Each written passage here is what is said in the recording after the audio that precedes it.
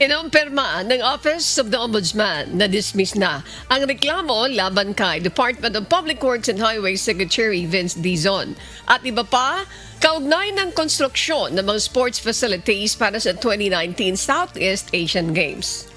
Ayon sa Ombudsman, batay sa records ng kaso, na-dismiss ang reklamo dahil sa kakulangan ng ebidensya. Nakasad ito sa joint resolution na inilabas pa noong December 2021. Maging ang palasyo iginiit na napatunayan na nila sa investigasyon na wala umanong kinalaman sa Secretary Dizon sa issue.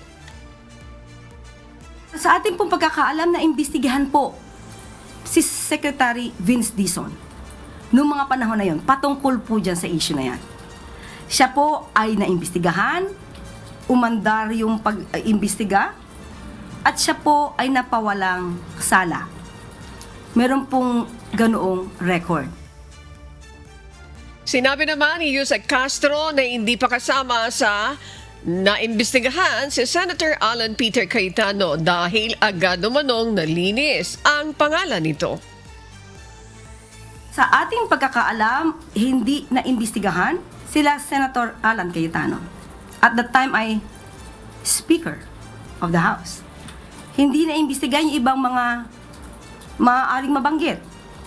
Dahil sa ating pagkakaalam, ang dating Pangulong Duterte ay nilinis na agad si Senator Alan Cayetano at the time kahit wala pang umaandar na pag-iimbestiga.